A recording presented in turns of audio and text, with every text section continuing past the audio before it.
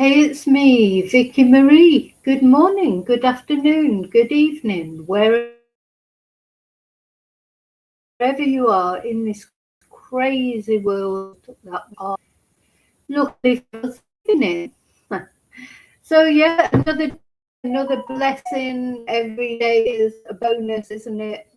And every day may not be good, but there is some good every day. So your afternoon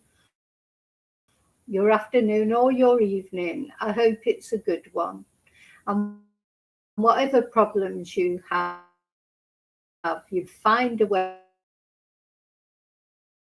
to some problems we can't overcome, can we? But we just have to cope with them. So if you can't overcome them, okay. You know that you're coping okay. So thank you for watching, thank you for liking, thank you for subscribing. Please subscribe. It's a very important free way you can help to support my channel. What we're going to talk about in this video, I haven't spoken about him for a while. This is an ongoing case. Gus Lamont went missing quite a long time ago now, didn't he? In Adelaide or in Yunta, which is near Adelaide in Australia. He lived on a huge, vast sheep station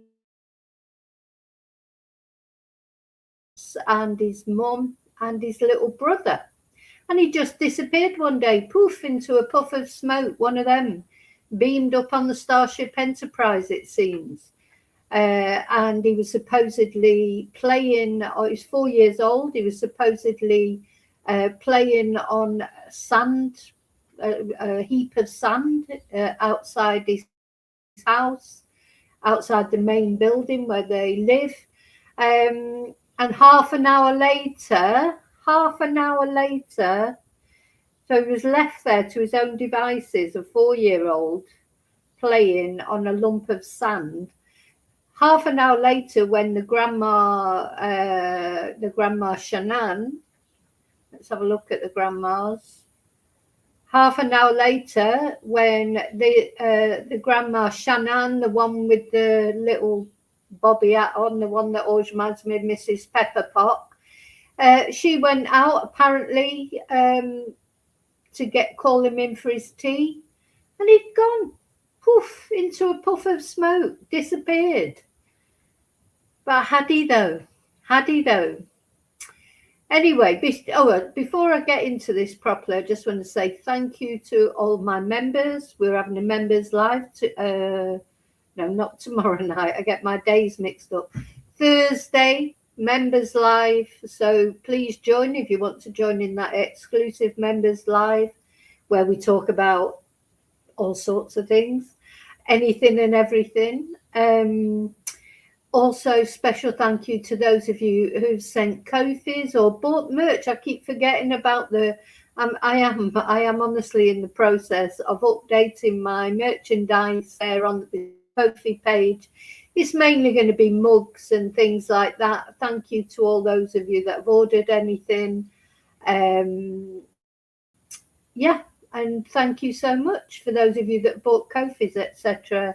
And my new computer fund, which is virtually there again, was nearly there before, but then things happened car-wise. Anyway, back on track again, and not long to go. So hopefully, not in not too distant future, I will have a new computer and a better streaming experience. Let's hope. So yeah, thank you those of you send me emails, leave nice comments. Even if you leave horrible comments, it's still interaction with my channel. It still improves the algorithm apparently. So not that I don't do my channels for the algorithm. I talk about what I find interesting, relevant, important to talk about. And the things that I find especially important to talk about, of course, are these children who go missing, especially the ones that are let down by people, who should know better. who should care about them, like in this case with Gus Lamont. And increasingly, this case, although it's right over the other side of the world, to the case of little Preston, who's the little baby that died in his adopted parents' care. More and more, it's reminding me of this case. Now, we have to remember that the Preston Davy court case is ongoing. It's not been sitting over the bank. It's been bank holiday in the UK. I presume the jury will be back today as soon as I get the update of what happens in the next stage of the Preston Davy Monster Dads trial. I will, of course, come on and tell you about that. But yeah, this case, of course, is about Gus, little Gus. But it's similar, isn't it? Because he was in the care of people who were supposed to care about him.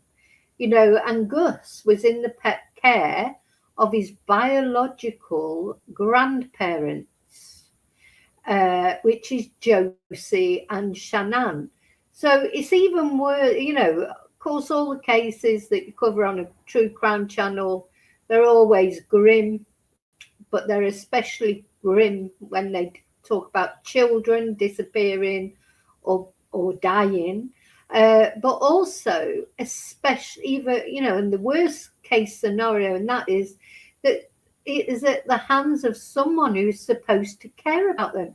You know, this is not some thief in the night, you know, some PDF just rocking up and taking Gus.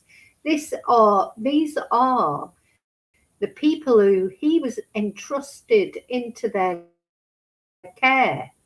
These are his grandmas, G-mas.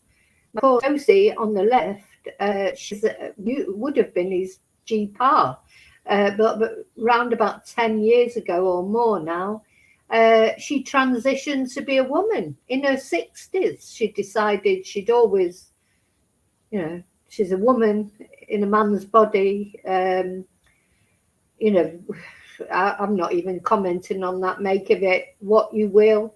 But it seems strange to me that you suddenly decide that at 60, or it may just be that, you know, society is more forgiving now for people who want to change their gender or feel like they're, you know, in the wrong body or whatever. You know, fair enough, some people are.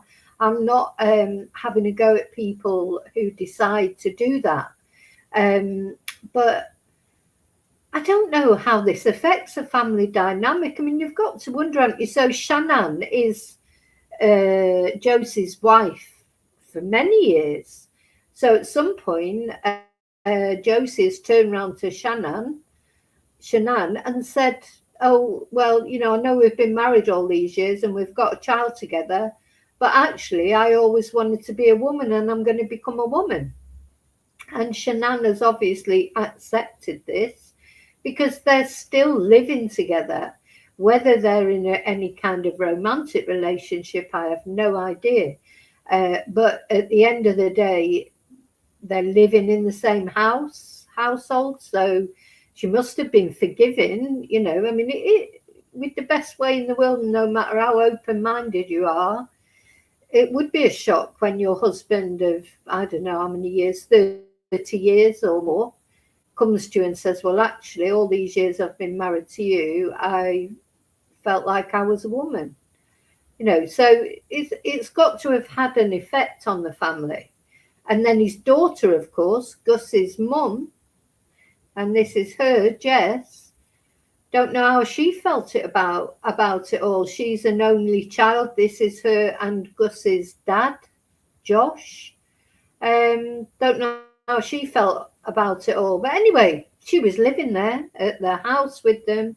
She'd split up from her partner, Gus's dad, and she was living at this homestead out in the wilds in Yunta, Australia.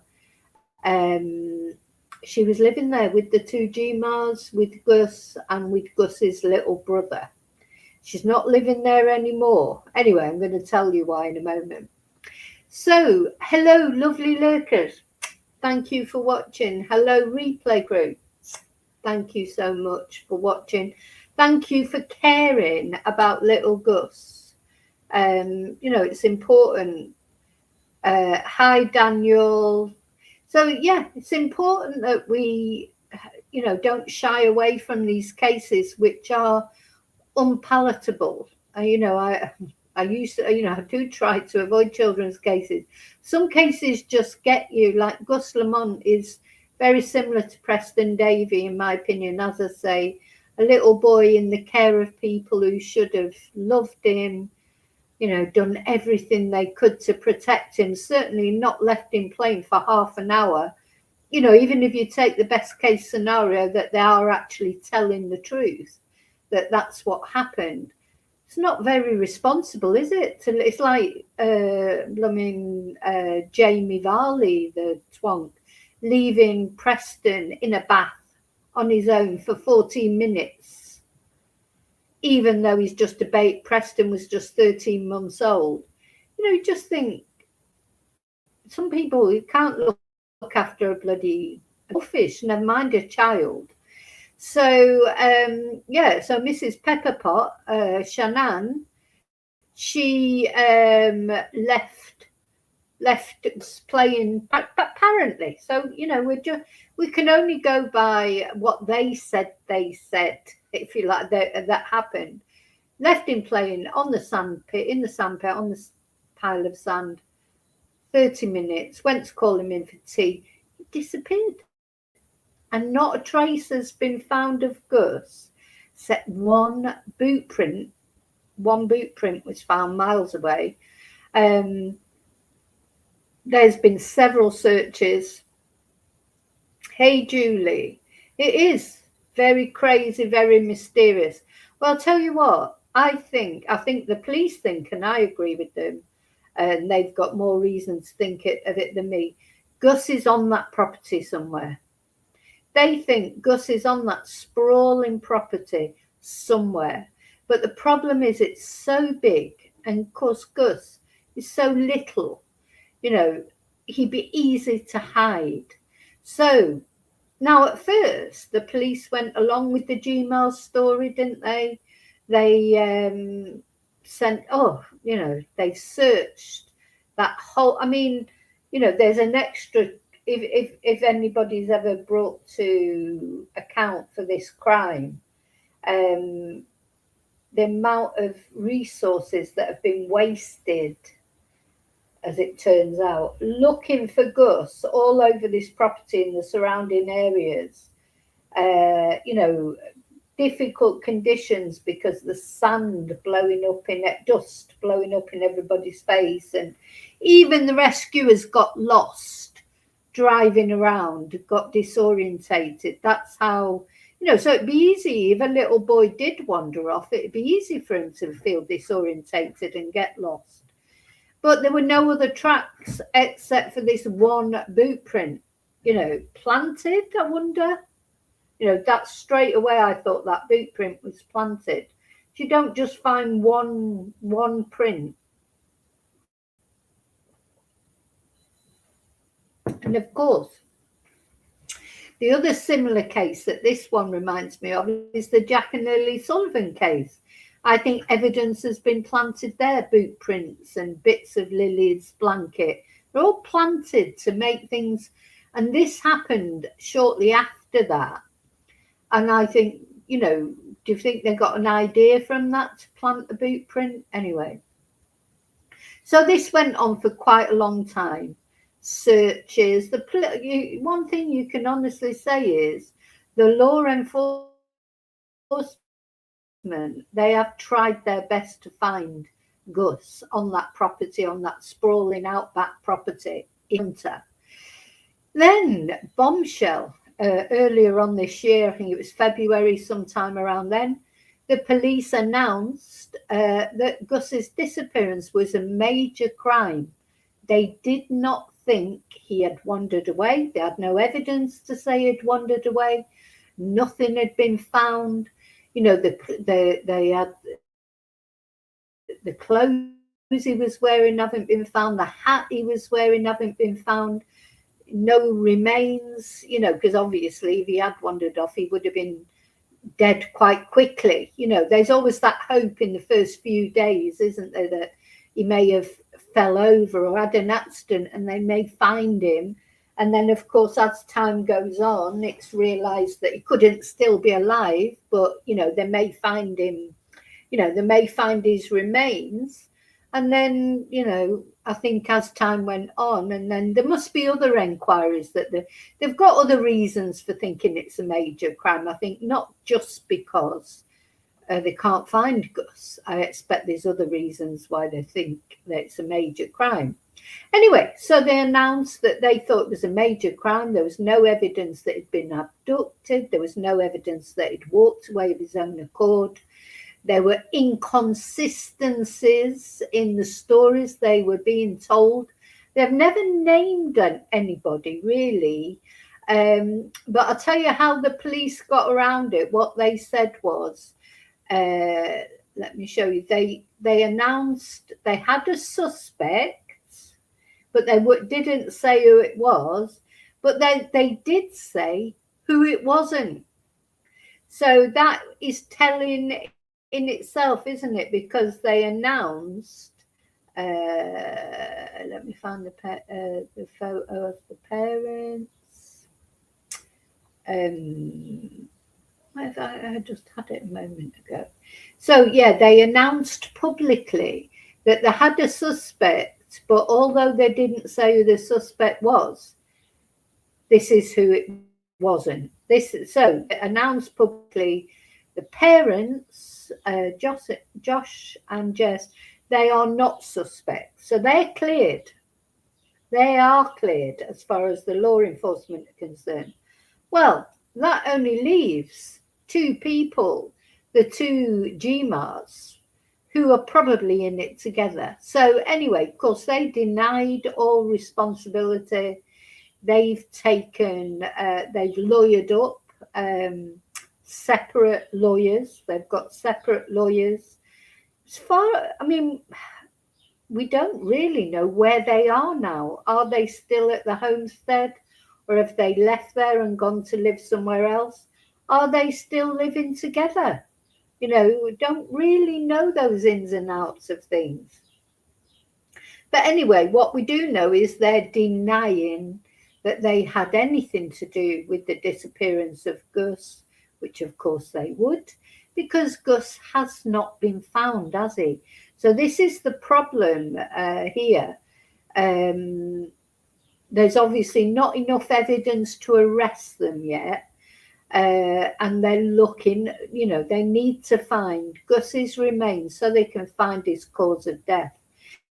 Now, it's making me wonder, you know, what, as I say, this trial of Preston Davey, the terrible, I mean, when they find Gus, even if they found Gus tomorrow, they're not going to find the same evidence that they found on Preston Davey's body, because Gus, sadly, I think it was September he went missing, or end of August, early September sometime.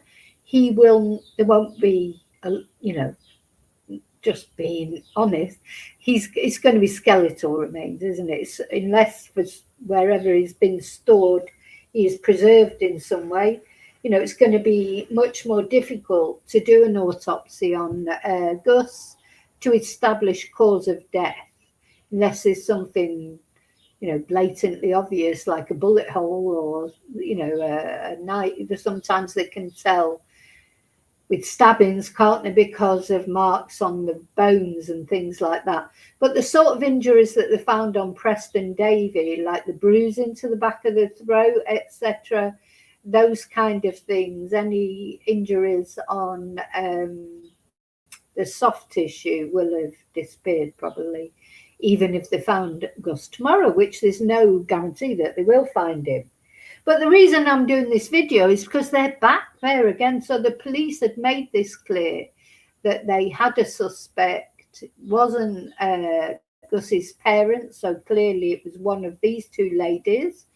And now I think then in the end the police said, you know, they're both suspects because their stories don't add up. So this they've given conflicting information about the last time Gus was seen and what the situation was.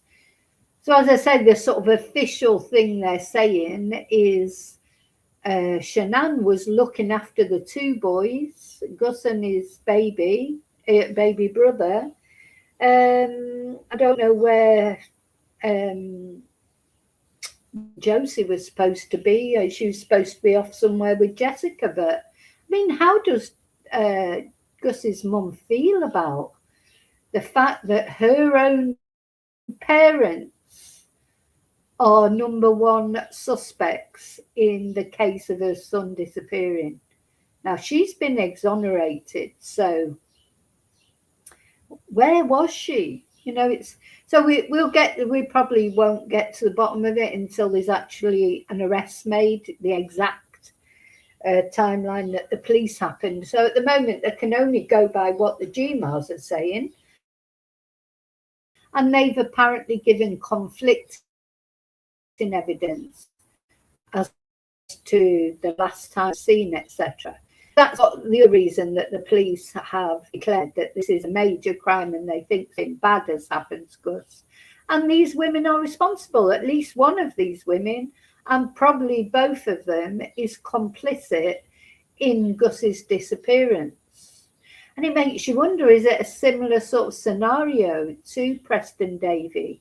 Was there some sort of abuse going on that, I don't know, resulted in little Gus's death, just like it did with Preston Davey? You know, allegedly, of course, because the trial's still going on. So we always have to say innocent till proven guilty. And I just want to make it clear, because some people have challenged. I'm not saying that I think they're innocent. I'm saying they're innocent till proven guilty. That is a fundamental thing in our society, you know. So doesn't mean say I think they're innocent. I'm not, you know, I have my own views, but I'm not on the jury. Anyway, so similar with Gus. I mean, even these GMAs, they are innocent till proven guilty. They've not even been charged or arrested yet. So having said that, Josie, the GMA who transitioned from a man to a woman, she was arrested, wasn't she? She was arrested a few weeks ago, and she's up in court actually in June, at the beginning of June. She was supposed to be up in court a couple of weeks ago, but she changed the venue. She asked for the venue to be changed because on one of the searches that the police have made on this property, they found a silencer or a you know, some that fitted on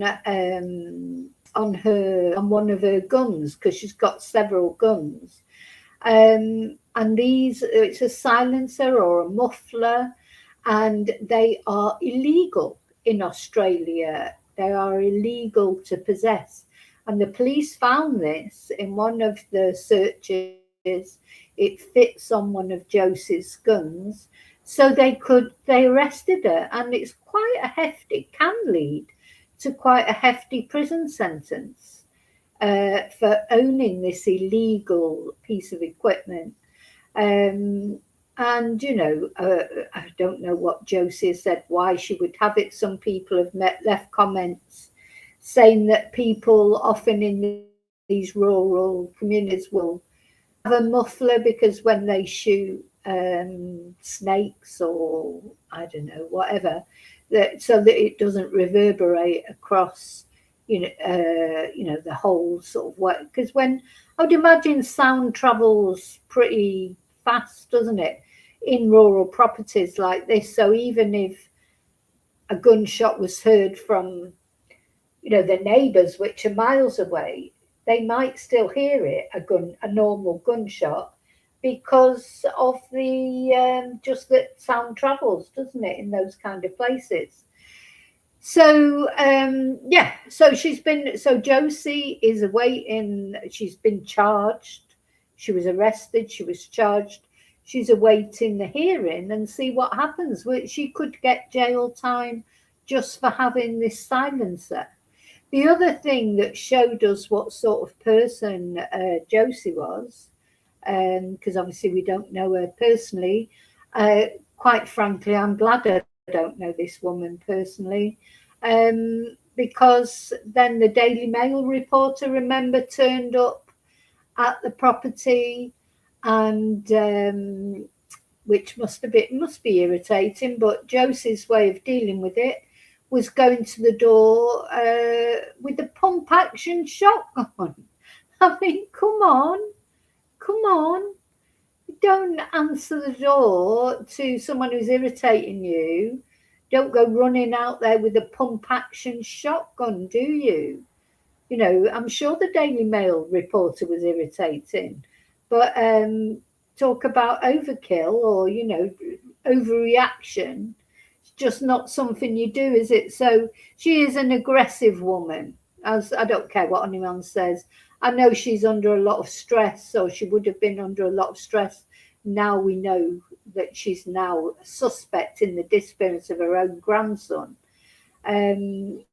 So no wonder she was under stress.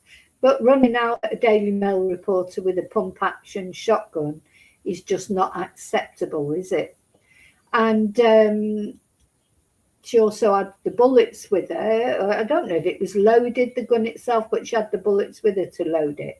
Now, she said afterwards, oh no, she just had the gun with her. It was just coincidence that she had the gun on her person because she was going to shoot a rattlesnake that was on the porch.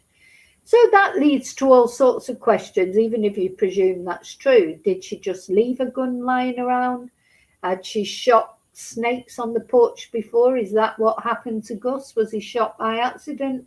Did he find one of her guns and decide to play cowboys and Indians or whatever and, you know, accidentally shoot himself? Or is he a victim of abuse like allegedly Preston Davy is? And did she go too far? Did he die by accident and they have spent all this time trying to cover it up? We don't know. All we know is the police have said, in their opinion, Gus is dead, and these grandparents, one way or another, are responsible for his death and fabricating stories as to what happened. And there's been various inconsistencies. Now, that's quite unusual for the police to come out and say that, isn't it? You know, before anyone's been arrested or charged of that offence.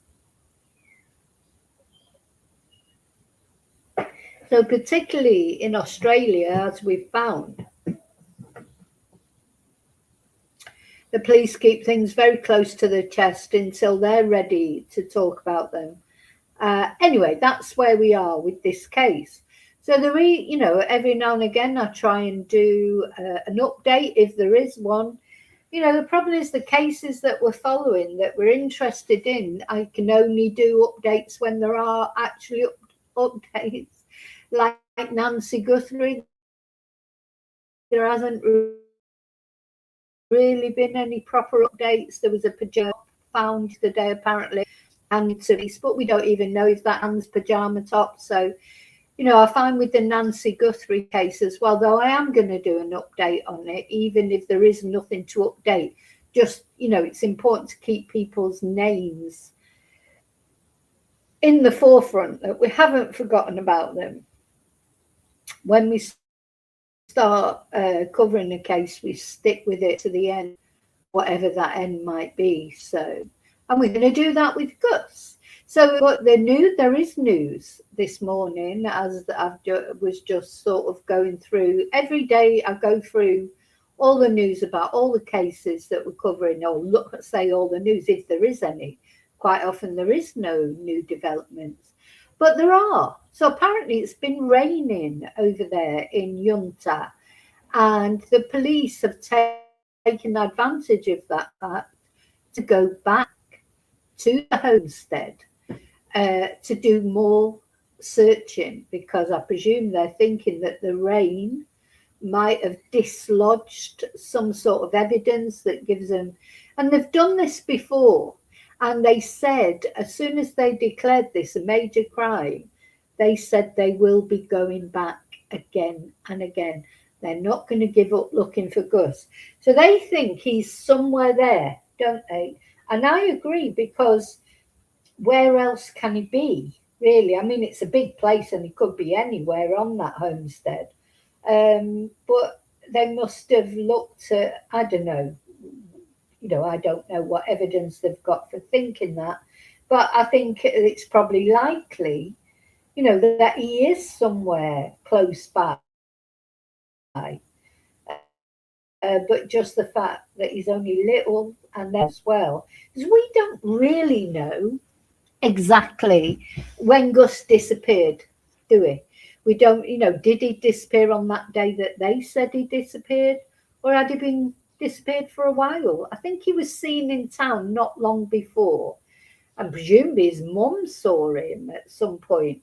But I would be very interested in knowing, when the last person saw him who was not the GMARS, and how long did they have to hide his little body. And even if they hid it in a hurry like the first time, did they, because it would have taken a while for the police to get a search warrant for the house and this, that, and the other. Did they move his body? I mean, he would be easy to move, God bless him. He'd be easy to hide, and then he'd be easy to move to another hiding place just because of the size of him. So this is what the police are up against. It feels like they're determined to find him. Feels like they're certain that he is there somewhere because they keep going back. And that's what's happened now. So let me just read for you then what's all the news has been this morning. Police sweep the property again. Let's just put up this article. Oh, no, I've put the wrong one up. Sorry.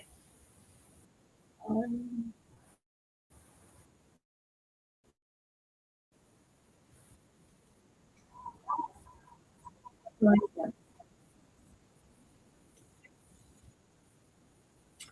There it is. So it's a 3-day sweep. 3 days. And as I say, they've done it before after rain and things. So they're hoping. Let me just put that other one.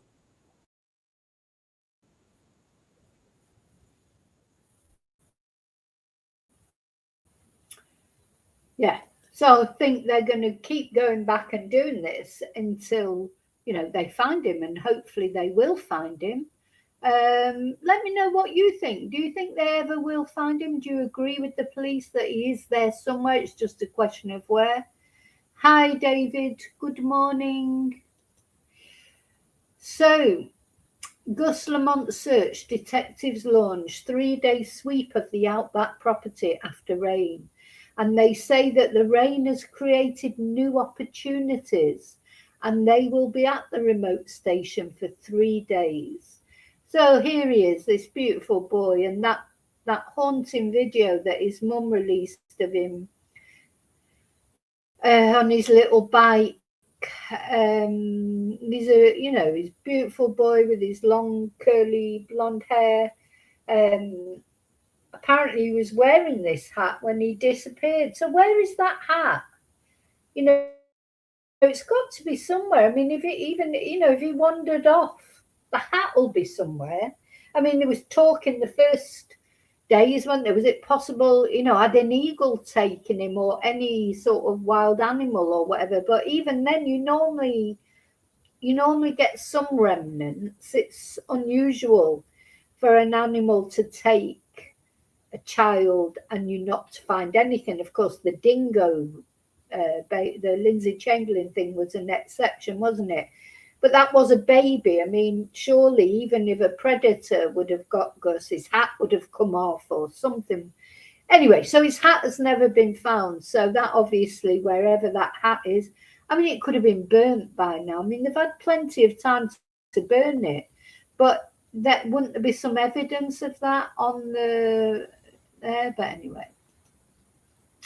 So police have returned to a remote station in a renewed search for missing 4-year-old August Gus Lamont, who vanished 8 months ago. On Tuesday, South Australia Police confirmed officers are back again at Oak Park Station uh, to search numerous locations over the next 3 days. So I think it's important to remember how sprawling this property is. It's got outhouses, it's got a sheep shearing station. It's not just like searching my house, or maybe your house, unless you live somewhere like that. It's not a simple task.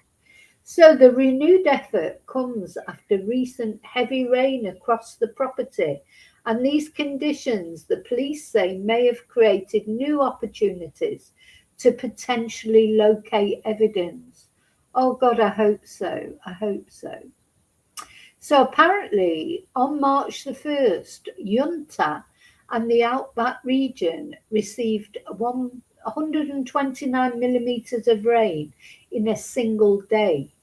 So major crime detectives and specialist SDAR group officers will be joining this 3-day investigation. So this photo here gives you a little bit of an idea, what they're up against. I mean, it's just huge, huge. Hi, Lily, morning. Exactly, David. It could be anywhere in that area. So it literally is like looking for a needle in a haystack. Tiny, it could be buried somewhere.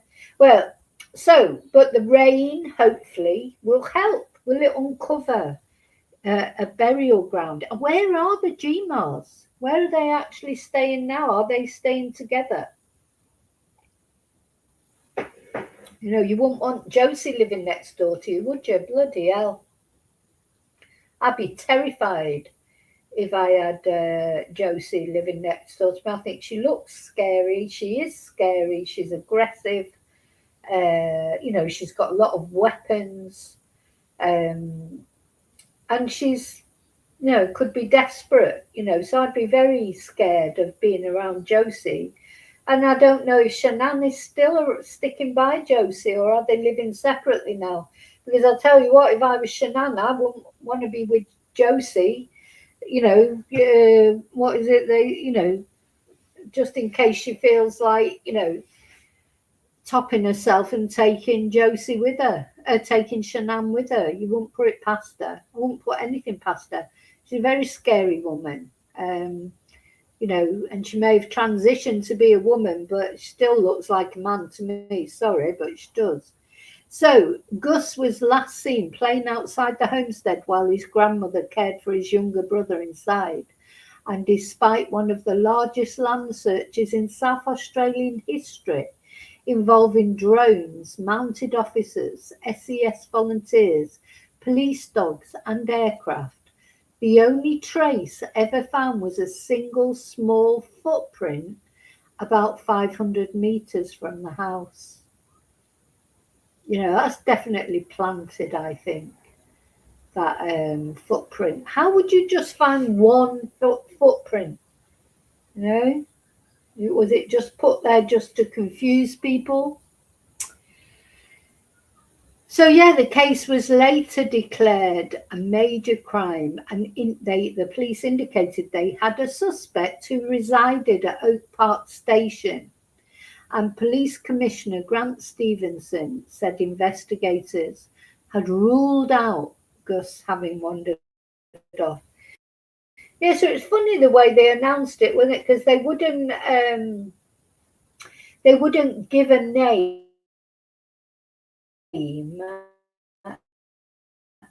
for the suspect. They wouldn't say who the suspect was, but then they said who it wasn't. So it's like, you talk it. There's four people living at that property. 3 adults living at that property. There's only 3 people living there. And the police said, yeah, we've got a suspect. We're not saying who it is. And then they said, but it's not Gus's mum. So that only leaves two. So it's one Gma or the other one, isn't it? And then eventually the police have said that it is both of them. They're, because their stories are inconsistent. That's why the police keep going back and interviewing people, isn't it? Because if somebody's telling the truth, their story never changes, does it? Now, when there are things you wouldn't be clear about, if my son, he's gone away to, I say gone away, he stayed at a friend's house last night. So now, supposing he went missing, I mean, I don't want to wish it on him, but, I think I'd be, and they'd probably say to me, or, when you last saw him, what was he wearing, or blah, blah, blah, blah. I would be struggling to remember, so there are some things that you're not going to be dead clear about, and I don't dress my son, he's an adult. If you dressed a baby or a young child, maybe you would be clearer about what they were wearing. But what I'm trying to say is, yeah, if you're telling the truth, there might be things you're not clear about, but you wouldn't be clear about them from the beginning, so, but the thing is, your story would never change. So if then you're interviewed in another 3 months about the same thing, it'd be the same, wouldn't it? Whereas if you're telling porcupines, you've sometimes forgotten exactly what you've said in the first instance. And that's a police tactic, isn't it? To keep going back to people and re-interviewing them and see if they say the same thing or not. And just a little aside. So yeah, so I thought, oh great, yesterday, I took my son over to his friend's house. Came back, oh great, I don't know, it sounds awful, but anyone who's got an adult child living with them will know exactly what I mean. It is nice. And it was nice for me not to have to do any more driving because he's had a few days off. So I spend a lot of time driving him to work and picking him up. And then so I got home, I'm like, oh, relax. And then next minute, phone's ringing. Oh, I think I've left my wallet in the car. So I had to go all the way back there. Oh my God, just go all the way back there. He needed his wallet. Of course he needed his wallet, but there was nothing else to do. So I thought, oh my God, there you go. There's another hour's driving. But anyway, these are the kind of things that happen, aren't they? But what I'm trying to say is I remember that. And if somebody asked me that story in a month, like what happened, I'd be saying, oh yeah, I took him, dropped him off at his friends, came all the way home. As soon as I'd walked him through the door, he's on the phone saying he's left his wallet in the car. So, I would remember that. I don't have to remember anything because it's not true. But if I was telling a little lie there, maybe then the next I was interviewed by the police the next time, I might have a different version of what had happened that day, or I might not remember the exact details, because of course the police will ask you things like, so I'm presuming if the GMAR goes to the police and says, oh, he was playing outside on the sandpit, now it was the day of the NFL league, wasn't it? I do think these sort of things often happen on important dates, don't they? So it was the day of the final of the Australian football or something like that. So it makes you wonder, were they just, there's various things that could have happened. It may have been a genuine accident. It may be that they were so busy watching the football, they didn't take enough care looking after little Gus. But then if it was an accident, why didn't they ring the authorities and get an ambulance out there? Or, that's what makes you think it's not an accident. The fact that they've covered it up, because if it was an accident, would you cover it up? You shouldn't, should you? It's not, what you're trying to hide. So anyway, that was the story. So the police will have interviewed them probably several times. What time was it? Did you leave him? Do you last remember seeing him playing in the sand? What did you do when you came back into the house and just left him there? What was the exact time that you went back out and noticed he was missing? You know, they'd be asking all that. What did you do? Where did you look? You know, they'll be asking all those questions over and over again. And when they get inconsistencies, which apparently in Gus's case they did get, and that's why they've ended up calling it a crime, inconsistencies when they've gone back and re-interviewed these GMAs, you know, so it's... Anyway, so there has not been one single piece of evidence that we have located during that searching exercise, the most extensive search, I think, arguably in the history of South Australia, that has given us any indication that he did wander off. Gus's parents, Josh and Jess Lamont, who are not suspects, and they made it clear they are not suspects, have continued to cooperate with investigators and have repeatedly appealed for information. Two family members, Gus's grandparents, Josie and Shannon Murray, are cooperating via their legal representatives. So let's not forget that the reason police declared it a major crime in the end was because they stopped cooperating. So probably what happened was they were cooperating as long as they felt their story was being believed. We've seen this happen in many cases. And then suddenly when things aren't adding up for the police, so police start pressing a little bit further, these people, they stop cooperating then, don't they? Because they know they've not been believed anymore. So they stopped cooperating and immediately lawyered up. Now, you just don't do that if you've got nothing to hide, do you?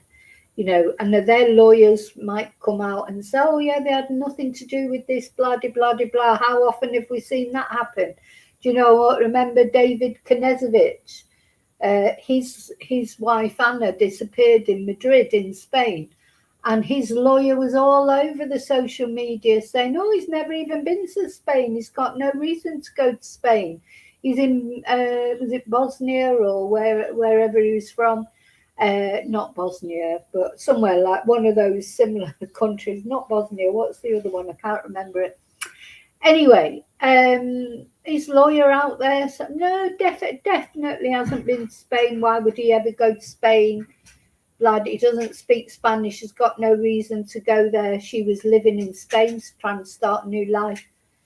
Anyway, of course, it turned out that exactly he had gone all the way to Spain. He'd driven there from his country and in a hire car, gone all the way there, murdered that poor woman.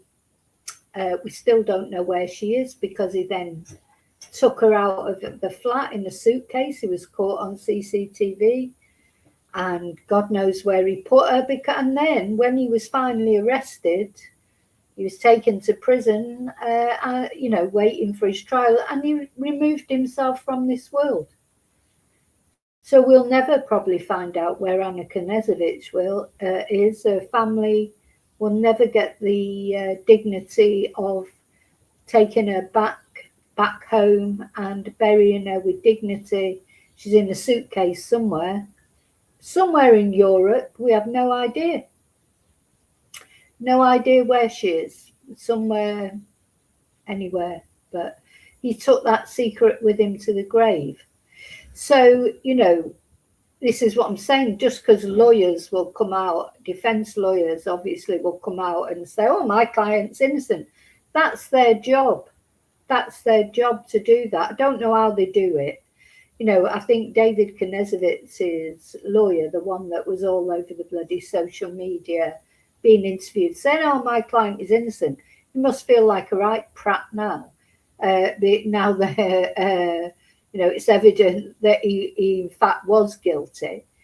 How do they feel? How do they sleep at night, these defence lawyers? I'll never understand it. But anyway, someone's got to do it, I suppose.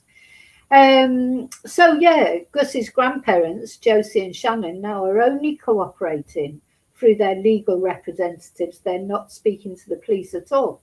Well, Josie will have had to speak to the police when she was arrested for having an illegal silencer, and she'll have to speak to the police or the courts when she comes up for trial for that. And it'd be interesting to see if she gets a custodial sentence or not.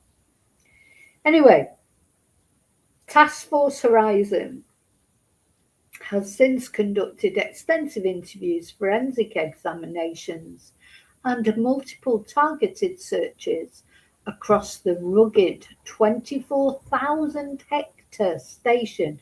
I mean, that is massive, isn't it? 24,000 hectares and rugged terrain, and a little Gus could be anywhere, buried anywhere.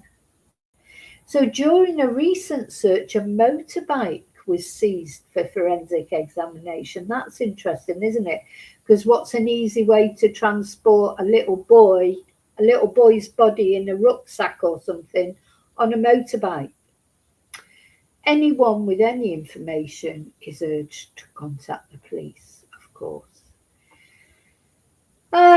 So there he is, darling little Gus. Oh my God, please God, let them find something that leads to some justice for him. I mean, Gus isn't coming back. Gus is gone. Very sad, but probably at the hands of someone who's supposed to have loved him, cared about him, his grandparents.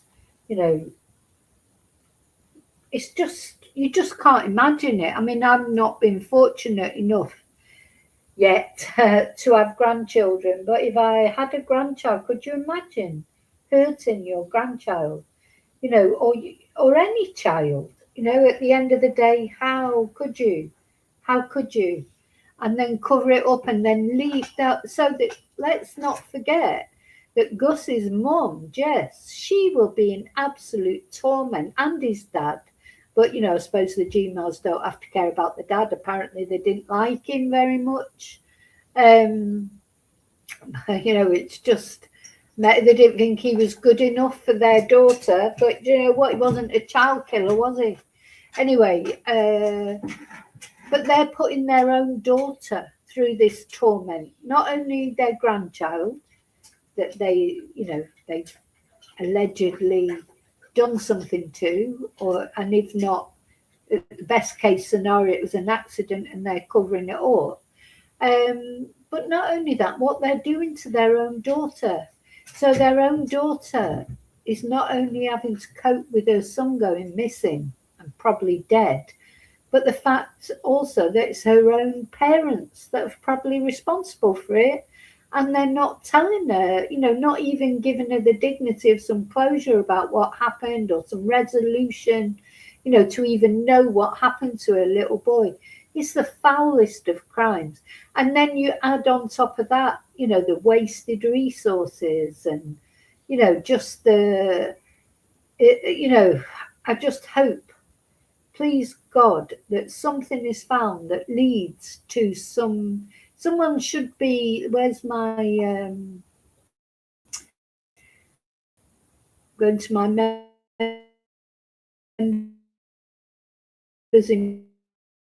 emojis now. Well, I think somebody should be in, let me put them up there. First of all, somebody already should be in handcuffs, and then they need to go to jail. Well, sooner or later they will be going to. Accident, what they're just, they're just selfish. So selfish. I mean, they're well into their 70s. What, they're worried about going to prison for the rest of their life? They've had a life. they've had a life. They've got to be in their 70s. Little Gus didn't even make it to 5 years old. Selfish, and to torture their own daughter by not telling her what's happened. Absolutely foul people, I think. You know, yeah, I agree, David. If it was a genuine accident, it'd be horrible. But why would you have to cover it up? It'd be horrible to admit that because accidents happen. It'd be horrible to have to admit that you kept looking after your grandchild and something happens to them. I'm going to tell you a story now, which is an absolutely true story. Just shows you that truth is stranger than fiction. But talking about grandparents, and how awful if anything happened. So now I don't know where to start with this. So this is a bit of waffle. So please put the waffle emojis up. If you don't want to hear this story, that's fine. This is a 100% true story, believe it or not. Truth is definitely stranger than fiction. So this starts 30 years ago, this story. Maybe not 30, 25 years ago. I'd been in Spain a little while, and I was teaching Spanish to a guy who he'd used to have been a teacher and he'd had a stroke. And I used to go to his house to do these Spanish classes. It was something like to try and keep his brain active, etc.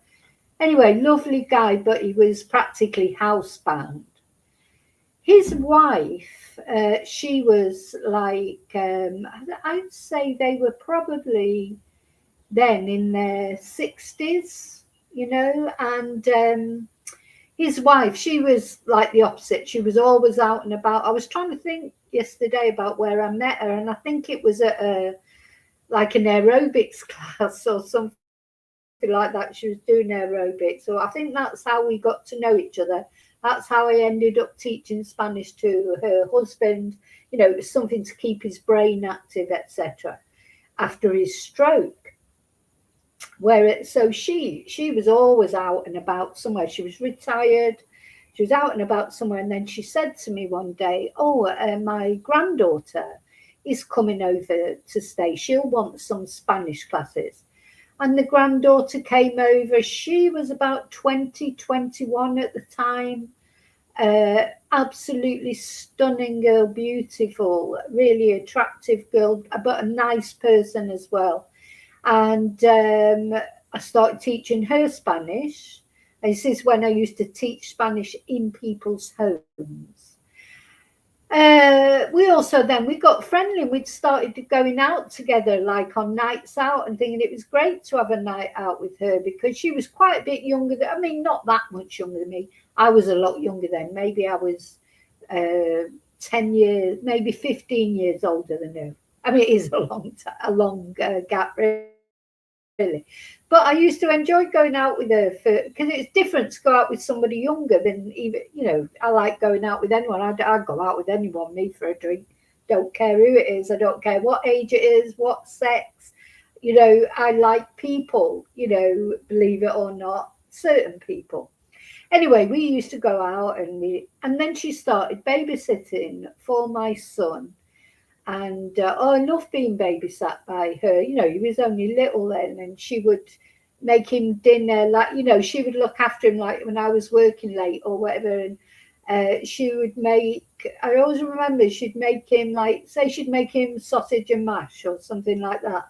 She would arrange it like with the sausage as a smile and the mash, and then put pea eyes in it, make a face in the food, and that he loved it. She was very good with children. Anyway, time went on. She had children of her own, as the years passed, I lost touch with her a bit, though I still was in contact with her grandma. I went with her. Yeah, I mean, she was for anything, you know. Like even as she was getting older, she was just like always up for adventure. Her husband sadly passed away. The guy that I used to teach Spanish to had a stroke. He was in ill health, of course. He passed away, and the grandma, she still carried on doing all sorts of things. And then she started babysitting sometimes for the granddaughters' children. So, as I say, I sort of lost touch with them a bit. I would see them here and there or hear about what they were up to, etc. Anyway, then one day, now this, I might start crying when I'm telling this story. It might make you cry as well. It's not a happy story, but I just want to show you the sort of how truth is stranger than fiction.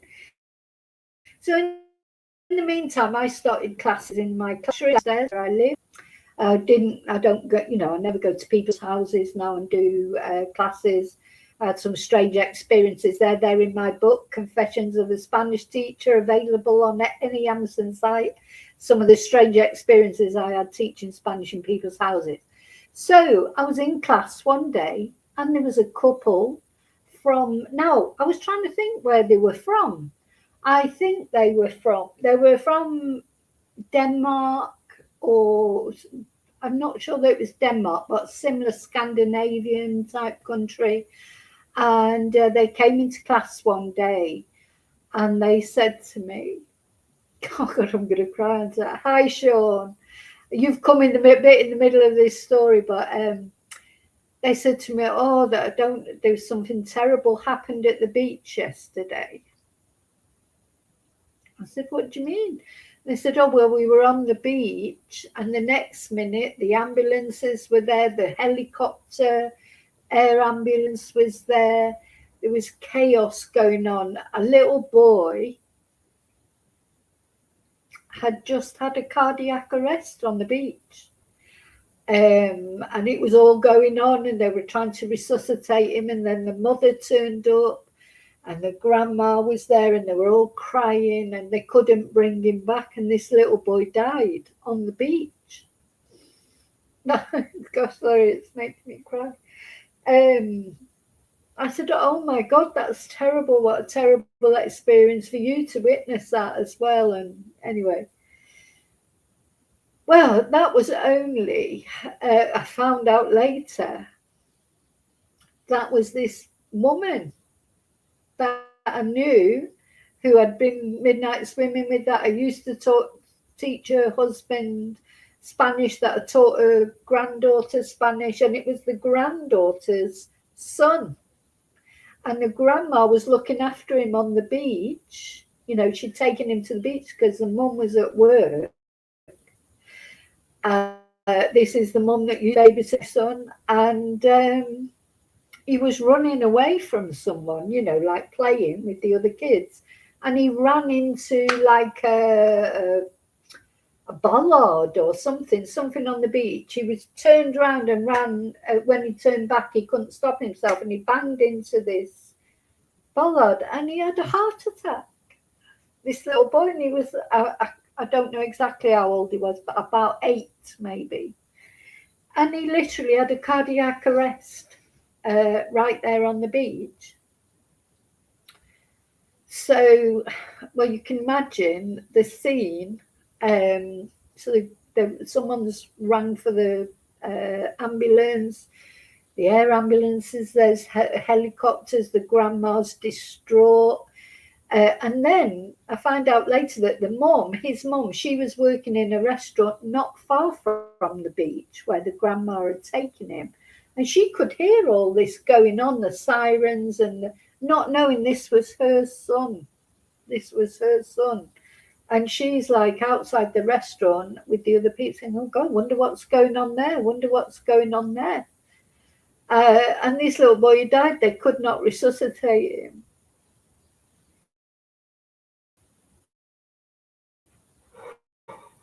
So what I'm trying to say is the coincidence of it as well. So that's a grandma looking after her grandson.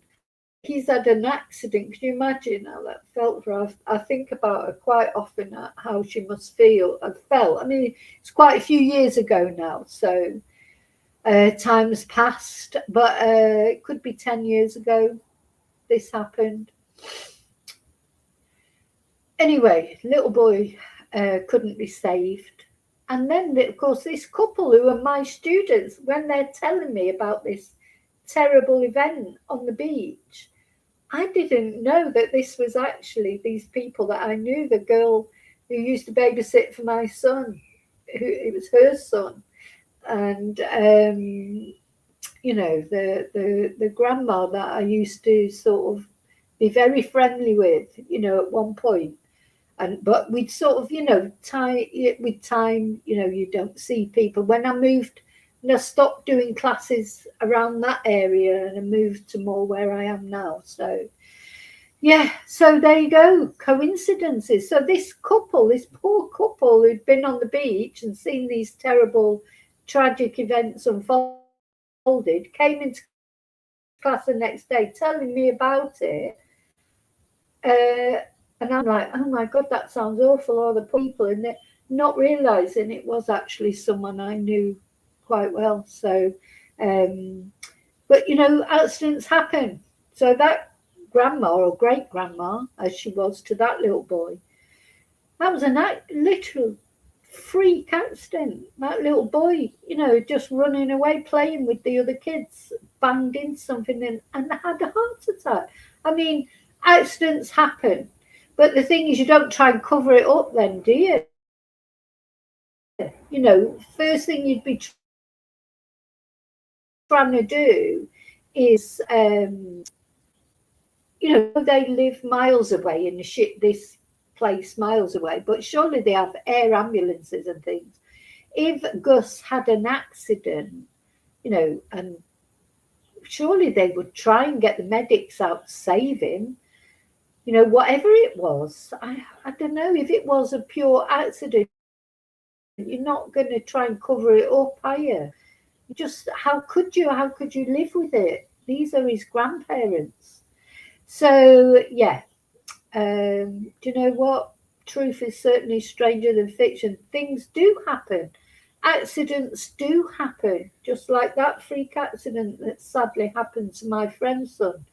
You know, things happen, and until it happens to you, you know, sometimes people can't believe that accidents happen, but they do. Uh, but I don't think that's been the case with this little one. I don't think this has been an accident. I think, well, the police certainly don't think so. Now, look, the police aren't going to come out and say that this boy is subject to a major crime unless they really believe that. You know, they're just not going to say it, are they? That was a big step when the police came out and announced that they thought this was a crime, and a major crime is how they described it, and not a question of a little one, you know, wandering away or an abduction. Once the police came out and said that, they won't have just done that for the fun of it, and they won't have just done it arbitrarily, will they? They'll have done it because they've got reason to believe that. And the main reason, I think, is they couldn't find any evidence whatsoever that this little boy had wandered off. There's no, and, you know, connected as well with the fact that the Gmail stories keep changing. And then they withdrew their cooperation.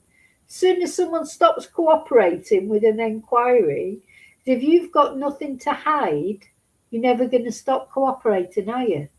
You know, this is your grandson. You do everything you can for the situation to be resolved one way or another.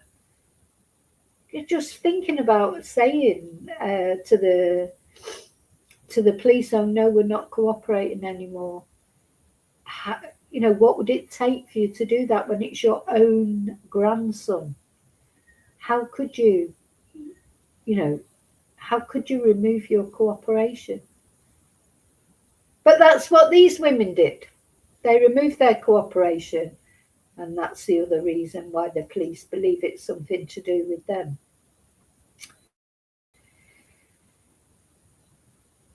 Yeah, flying doctor service. Sean, yeah. It is a small world, David. Honestly, coincidences. I couldn't believe it. And my students couldn't believe it either. Said, oh God, when we came to tell you that. I mean, they're from a different country completely. You know, they're just there, we're just there on holiday doing some Spanish classes, and they were there at the time when this terrible thing happened to these people. That I know, I hope they're coping okay. You know, the mother particularly, I mean, the grandma now, or great grandma. I don't know if she's still with us because I haven't seen her for ages, but I don't live over that side. Yeah, sorry, I don't work over that way anymore. Anyway, it certainly is a small world, especially out here. The expat world is quite a small world as well. But these students were British, you know, I think they were from Denmark. I have a feeling they were from Denmark, but somewhere like that. But I get a lot of different nationalities come for classes because as long as they can speak English, because I offer Spanish with explanations in English, so I get, you know, students of all different nationalities. Um, but yeah, it's a funny old life, isn't it? Really. Oh my God, just waiting for the next strange thing to come up. But okay, so I'm going to finish off this video there. Thank you so much for caring about Gus.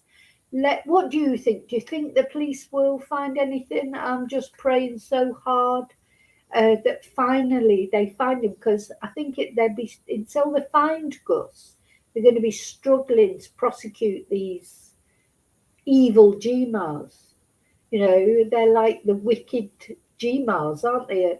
Wicked GMAs of the West or something. We've got to think of a good name for them. I don't feel bad about disrespecting them because, you know, what they've done is disrespectful to their own grandson. You know, so now later on, I think the trial for the monster dads of Preston Davy will probably continue today. As soon as the day's finished, I'll just check again. I did look this morning to try and find out for sure, but there was nothing. But they might have been updated. No. Oh, no. Yeah, it's still not saying whether it's restarting today. I can't see. Anyway, as soon as it restarts and the day's completed, I'll be on to tell you what's happened about. We're going to follow that trial right through to the end. Still no news about Samantha Murphy trial. I'll just check just in case, because, you know, sometimes news can just suddenly come through. So as far as Samantha Murphy is concerned and the trial of her alleged murderer, Patrick Stevenson, oh, hang on, there's something here. Let's have a look. So there's been a lot of preparation. What does it say? So this is ABC News. We've been getting a lot of emails asking if we're going to cover Samantha Murphy, the Ballarat jogger who went missing on February the 4th, 2024. So Ballarat reporter Laura Mayers joins this. Oh,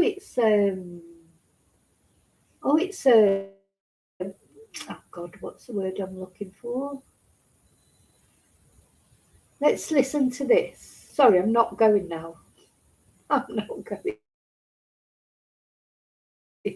Not just yet. We're just going to cast that hopefully will tell us what is happening with Samantha Murphy's case. This is from a day ago. So there's been a lot of court mentions and things. Patrick's been in court, but it's almost like the preparation for the case. So let's listen Listen.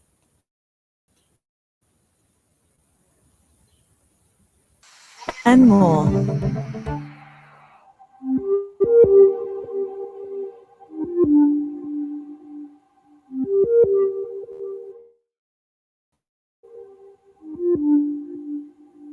Samantha Murphy disappeared in 2024 while running near her home in Ballarat. Patrick Stevenson was charged with her murder. The trial was set to start in April, but as usual with court, not everything goes to the original timeline. I'm Stephen Stockwell. This is the case of. The 51-year-old was last seen leaving her home on Eureka Street for a trail run in the Woowakarung Regional Park. On February 4th, Ms Murphy left her Ballarat East home for her regular Sunday morning workout, but never returned. Police say she had her mobile phone and was wearing a watch with GPS tracking. Mum, we love you so much and we miss you. Ballarat man Patrick Oren Stevenson was arrested and charged with Ms Murphy's murder. A few times a week, we get an email asking if we'll be covering the trial of the man accused of murdering Samantha Murphy in Ballarat, Patrick Stevenson. And in short, the answer is yes. But because so many of you are interested in this trial, we wanted to explain where it is all up to at the moment. And to help us along, I'm very pleased to be joined by ABC reporter Laura Mayers. Laura, welcome to the case of. Stocky, thank you so much for having me.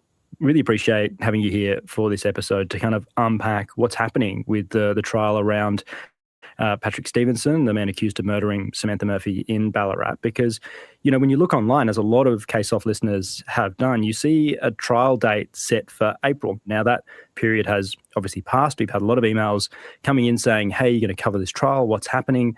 Laura, this trial hasn't started yet, has it?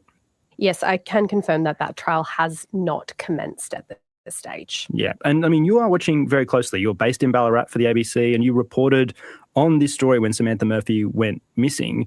Can you just give us a quick reminder of what happened? So Samantha Murphy, mother of three, 51-year-old, went missing on February 4th, and that's 2024. She went for a run and failed to return home. There were several searches, multiple searches over the days and weeks following her disappearance. She was never found. And in March, a man was arrested and charged. That was one count of murder. That was Patrick Stevenson. On November 14, 2024, Mr. Stevenson entered a not guilty plea to that one charge. And Laura, who is Patrick Stevenson? So Patrick Stevenson was 22 when he was arrested and charged with that one count of murder. He's currently 24. He's from the Ballarat region and he is the son of an AFL footballer. And we know that he was pretty active in sports groups in the region as well. Got it. Okay. Thank you, Laura. And I mean, as you mentioned, Patrick Stevenson, arrested and charged a couple of years ago now. Where's this trial up to? Yeah, so there's no date that has been set yet. Previously, we had reported that it was expected the trial was going to commence in June this year, but we are currently working through the pre-trial process at the moment. Got it. And through this pre-trial process, I remember this from following the trial of Aaron Patterson, we are really quite restricted on what we can actually talk about during this time, aren't we? Yeah, that's right. So we're currently operating under the sub judice rules. So that is... Yeah, so this is explaining why, although there are pre-trial motion hearings going on, and we can see that Patrick is appearing in court because he's in the court lineups that the court sort of releases, but nobody's allowed to report on anything. So apparently this happened in the lead up to the Aaron Patterson trial as well. Maybe I just didn't notice it at the time, I don't know, but it's very frustrating, isn't it? It must be terrible for the family because it's bad enough for us who just want to, get some justice for Samantha, but we didn't know Samantha. You feel like the families go through torment, don't they? The poor families of these victims. I hope they're being looked after okay, like with help, like psychological help and things. They have to wait for years for, to find out what's going on. It's awful. I really do think in true crime all over the world, from what I can gather, victims' families and victims, of course, if they actually survive whatever's happened to them, they're just not given the priority. The priority is always given to the perpetrator. Now, I know everyone's innocent till proven guilty, and we have to, that is a bedrock of our society. But sometimes you just think, just think about, it just seems, why does it take so long? This is over 2 years. It's under judicial consideration, everything that makes up the basis of this charge. Basically, nothing within that can be publicly discussed. But what I can say is in Melbourne, these pretrial hearings, and obviously the basis of that is that one charge of murder. Yeah, got it. And when these hearings are on, I think we can talk about who's in the room for these hearings, if, the hearing's adjourned for a certain date, things like that. But yeah, speaking of, I guess, who's in those hearings, in the last couple of kind of pretrial hearings that have happened, Patrick Stevenson's been represented by this one barrister. But prior to kind of these last 3 or 4 hearings, his barrister had been Moira O'Brien. Is that right? So previously we had been hearing from barrister Moira O'Brien. Now we are hearing from Theo Casamatis, who has been a silk since 2016. He's been practicing for over 20 years, and we've been hearing from him in the pretrial hearings. Got it, yeah. And, I mean, there's a whole bunch of pretrial hearings that happen. There's all sorts of things that are discussed in that. And as you mentioned, Laura, this trial was originally, there was a date that was in some reporting of April. Obviously, we're past April at this point. Can you talk to us about any of the reasons for that delay? The short answer is no. So there are a lot of different reasons why, what makes up these pretrial hearings. No, you can't even talk about the delays or anything. So, because this trial was supposed to start on April the 8th. That's when it was programmed to start. And since then, I'm glad they've done this little podcast, because at least it explains to us. I've looked every day ever since then for some news about what's going on. I look all the time. I'm in the Facebook groups, you name it, because Samantha Murphy's case for me is one that I feel very strongly about. This woman, she was out having a jog on a Sunday morning doing the most normal thing that she should have been able to do safely, and something happened to her. Somebody murdered her, or so the police say. Of course, her body hasn't been found, has it? But, so it's Patrick was arrested. Some people think he's not guilty. Well, maybe he isn't. But we don't know what the evidence is yet. And I just think, apparently there's an unprecedented amount of evidence against Patrick. Maybe that's why it's taking so long to sift through it. They've got to decide what can be allowed, what can't be allowed. Maybe that's the reasons, one of the reasons why it is taking so long, due to all the evidence that's got to be processed, So I think, anyway, what you're saying there, David, so of course this was a drawing of Patrick in one of his trial hearings, and then I watched him on video, and he had one of those big bushy Muslim sort of beards that don't go all the way up to your ears. And I don't think he'll have that when he goes to court. I think when he goes to court, he'll be like the all-Australian boy, short hair, clean shaven, like he was in his earlier pictures. I think, I bet he does the clean cut look. That's what I would say. Can't imagine him going into court for a murder trial like with that, with the beard. I think he'd be more like this, which is his clean cut look. This is why some people don't believe that Patrick did it. Not because they haven't seen the evidence yet or anything. Because, we can't have done it because he's an all-American, all-Australian boy, isn't he? He had a girlfriend and he had a social life and he had a job and, he's one of them, but they walk amongst us, don't they? As we know. Let's just hear the end of this now.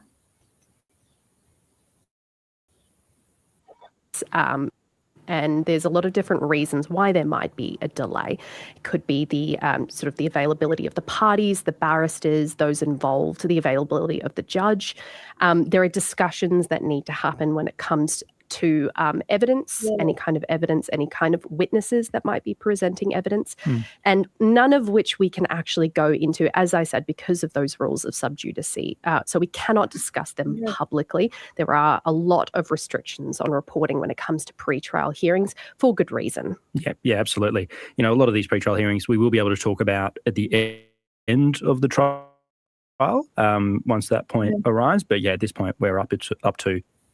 Do you know what? This is going to be a bit like the Erin Patterson trial, isn't it? Because I think, because they haven't got Samantha's body, and of course they won't have CCTV of Patrick actually murdering Samantha. You know, there rarely is, you know, that sort of proof. This is going to be a similar case to Erin's, whereas there'll be a lot of circumstantial evidence. I doubt very much that they've actually got a photo of him putting Samantha's body in the boot or anything like that.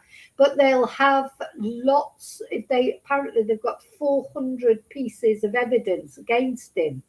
So what they'll be doing is preparing this case very carefully to put all these different chunks of the jigsaw together to present it to try and get the prosecution. This is, of course, to try and get a guilty verdict. Whereas, of course, the defence will be doing the same thing, but to try and get a not guilty verdict. So it's probably going to be a very complicated, very long trial if he doesn't change his, if he doesn't change his plea and he carries on with the not guilty, and if Samantha's body's not found, it's going to be difficult. In the process, we can't go into any of this, and we're really quite restricted in what we can talk about. Basically, that there are hearings underway, who's at them, and Laura, as you mentioned, where they are, because these hearings are being held at the moment in Melbourne at the Supreme Court.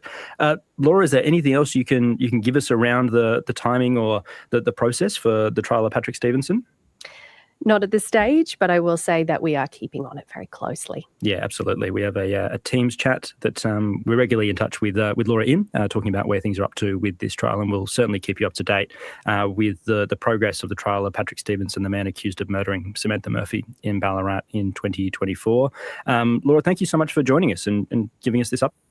So this is just from yesterday. I'm very glad that they did that podcast, because I was starting to think, am I going crazy or something? I can't find any news about this at all, except on the Facebook groups. They have been talking about it and saying there's been these court things happening in court. His name is there, quite regularly appearing in court. Well, I don't know if he's actually appearing, but, it'll be to discuss this case, what evidence they can allow, what they can't allow, what witnesses, what, the defence will be chucking things out, it's those kind of things. But I tell you what, when this trial finally starts, if he keeps up this plea of not guilty, it's going to be it's going to be like a mammoth trial, isn't it? It's going to be the mushroom murder trial all over again. I think maybe I need to have a break now before it happens.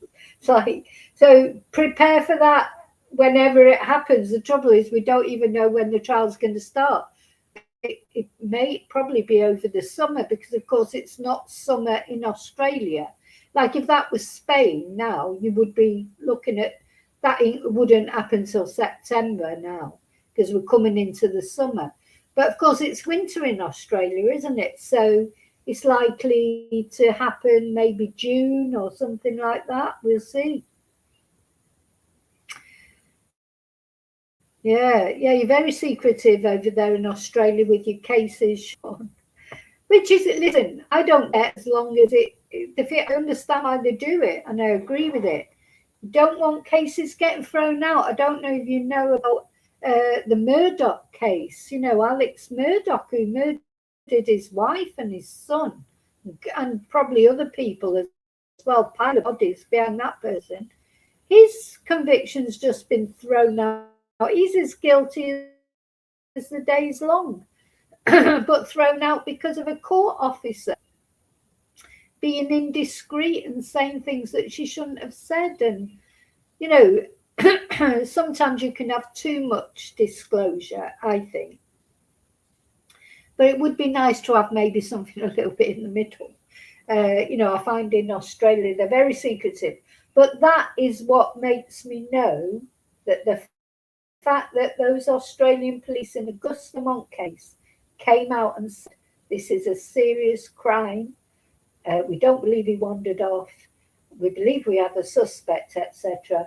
They wouldn't have said that, except they're certain of it. Otherwise they wouldn't have said it in the first place. In my opinion, anyway. Okay, so I am going now. I've sort of stayed on a bit longer.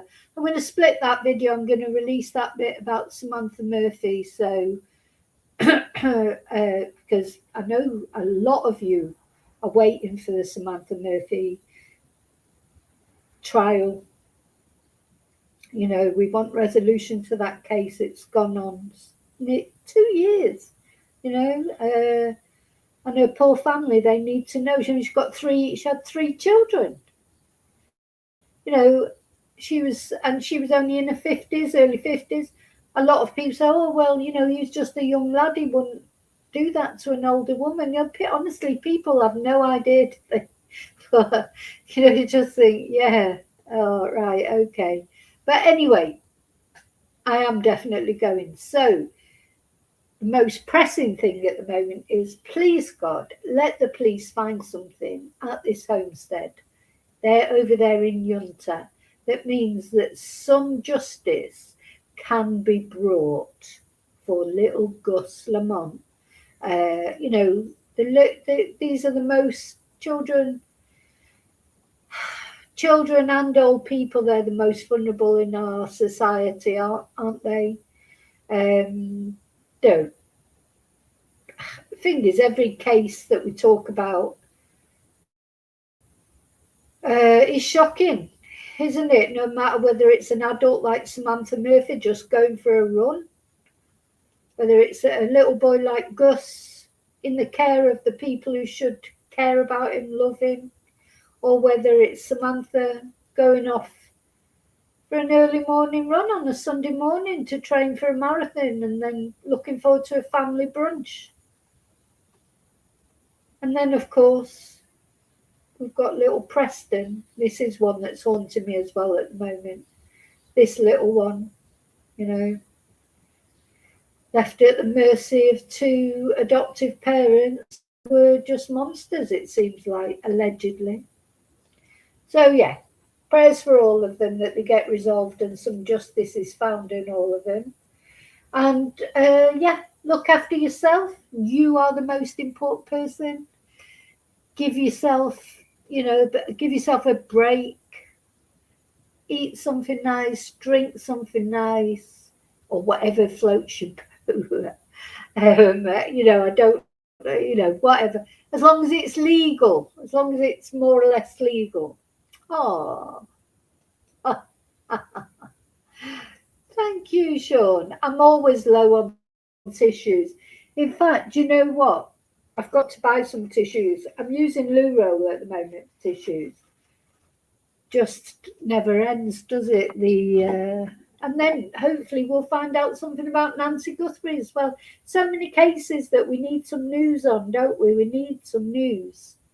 We're waiting for quite a lot of cases, and you know what will happen? They'll all break all at once, and then I won't be able to keep up with everything that's going on. But thank you so much, Sean. That's really kind. So yeah, take care. See you really soon in the next video. And until then, may your God go with you. And don't forget, like, subscribe, press notifications. Thank you. Bye.